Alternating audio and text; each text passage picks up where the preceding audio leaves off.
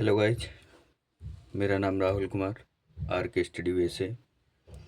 और आज हम पढ़ेंगे इम्परेटिव सेंटेंस। इम्परेटिव सेंटेंस क्या होते हैं, कैसे होते हैं, ये देखेंगे।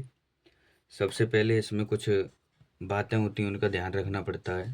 जैसे पहले नंबर बात, ऐसे वाक्यों में कर्ता यू छिपा रहता है। क्या छिपा रहता है? कर्ता यू छिपा रहता है। दूसरे नंबर बात, ऐसे वाक्यों में आज्ञा, प्रार्थना, आदेश, सलाह आदि प्रकट होता है। प्रकट होने का मतलब आदि आता है।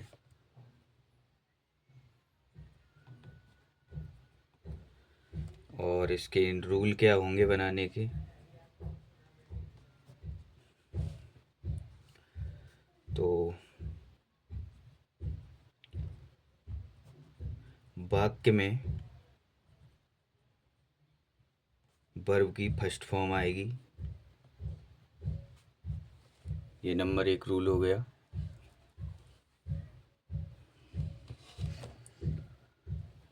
और दूसरा,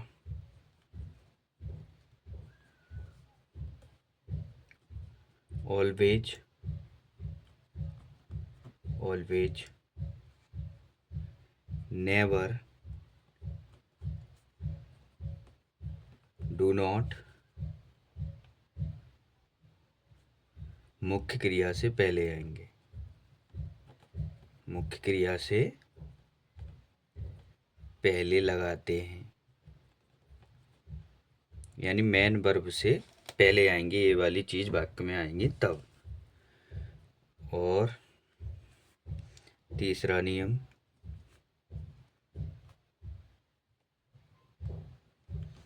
प्लीज वाले, प्लीज वाले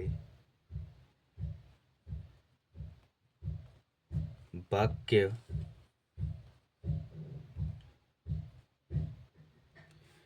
ऐसे बोल सकते हैं। प्लीज वाक्य में आगे या पीछे लगा सकते हैं, पीछे लगा सकते हैं।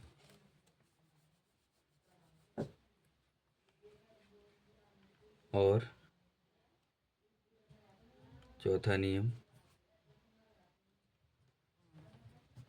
नहीं या मत की अंग्रेजी। जैसे हम ये वाक्य बोले, जैसे तुम ये काम मत करो, तो मत का मतलब भी नहीं होता है।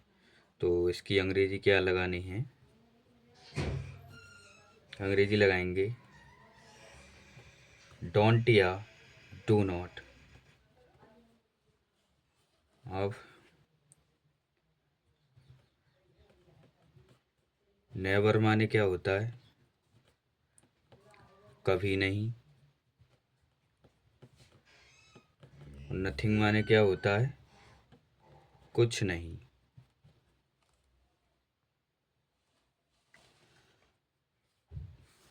अब इसका नियम,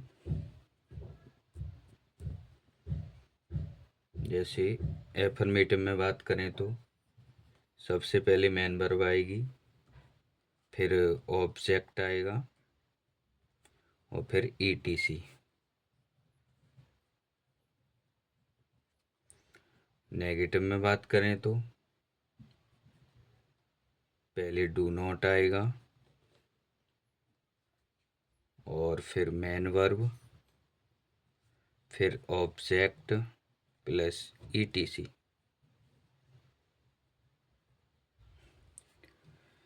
और ये इम्परेटिव सेंटेंस हम अपने दैनिक जीवन में बोलते रहते हैं, पर हमारे लिए पता नहीं चलता है। जैसे एग्जाम्पल में मैं बोलूँ आओ, क्या बोलूँ? आओ, जाओ, खाओ। तो सबसे पहले अब सूत्र क्या है? अफर्मेटिव है, साधारण में बोल रहे हैं हम आओ, तो मेन वर्ब ऑब्जेक्ट ईटीसी। अब इसमें ऑब्जेक्ट और ईटीसी का तो कोई मतलब है ही नहीं है, कुछ है ही नहीं है। तो मेन वर्ब है। आना की मीनिंग क्या होती है? कम, ये सेंटेंस कंप्लीट। जाना की मीनिंग क्या होती है? गो, ये सेंटेंस कंप्लीट। खाना की मीनिंग क्या होती है? ईट, ये कंप्लीट। जैसे अब अगला एग्जाम्पल लूँ मैं,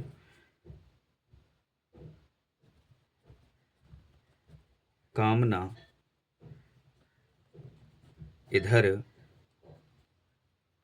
आओ, कामना इधर आओ।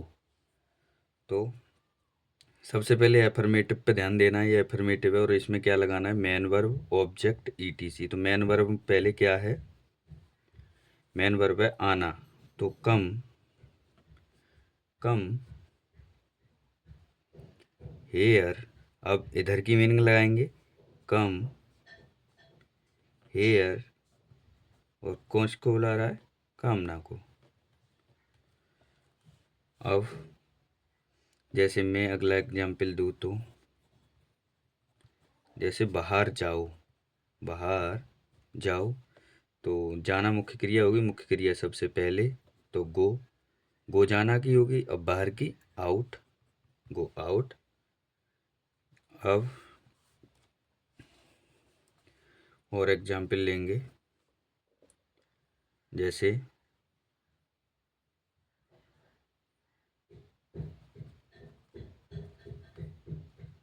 रौनक और कोयल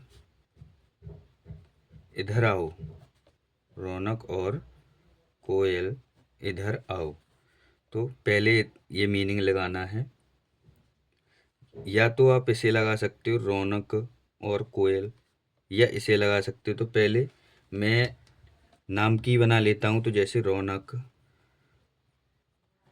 एंड, रौनक एंड, यानी रौनक एंड कोयल।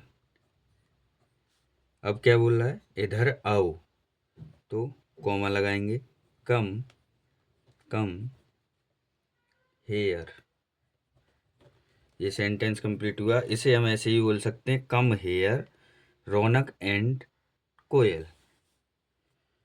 अब अगला एग्जाम्पल लेंगे,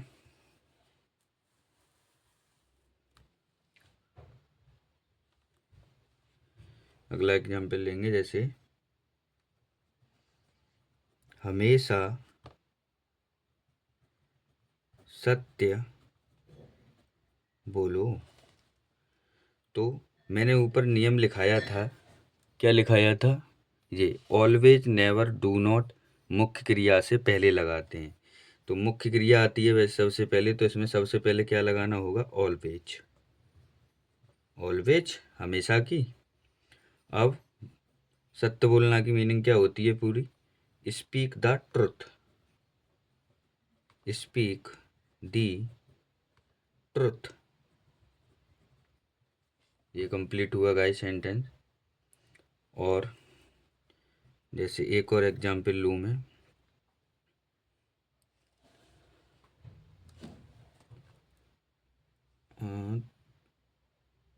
झूठ कभी मत बोलो, झूठ कभी मत बोलो। तो अब कभी नहीं की मीनिंग क्या होती है? नेवर, और नेवर को भी कहाँ लाएंगे? सबसे पहले। तो नेवर, झूठ बोलना की पूरी मीनिंग होती है tell a lie, tell a लाई, ये कंप्लीट हुआ। जैसे एक और एग्जांपल लेंगे आगे, मुझे मत पीटो, मुझे मत पीटो। तो अब मत की मीनिंग क्या लगानी है? डू नॉट या डोंट, और ये सबसे पहले आएगी। तो डू नॉट पीटना की क्या होती है? बीट। डोंट बीट किसको? मुझे। Don't beat me. ये गाइज कंप्लीट हुआ सेंटेंस। और जैसे और ले लेता हूँ मैं एग्जाम्पल। मुझे जाने दो। मुझे जाने दो। तो इसमें हम स्पेशल लेट का प्रयोग करते हैं। किसका करते हैं? लेट का। तो लेट मी गो। अब मैं समझता हूँ ये सेंटेंस आपके लिए समझ में आए होंगे। और अपनी एक्सरसाइज से किसी भी बुक से इम्परेटिव सेंटेंस निकाल कर वहाँ से प्रैक्टिस कर सकते हैं। और कोई दिक्कत परेशानी आती है तो मुझसे पूछ सकते हैं कमेंट करके। और वीडियो पसंद आई हो तो वीडियो को लाइक करें, चैनल को सब्सक्राइब करें। Thank you.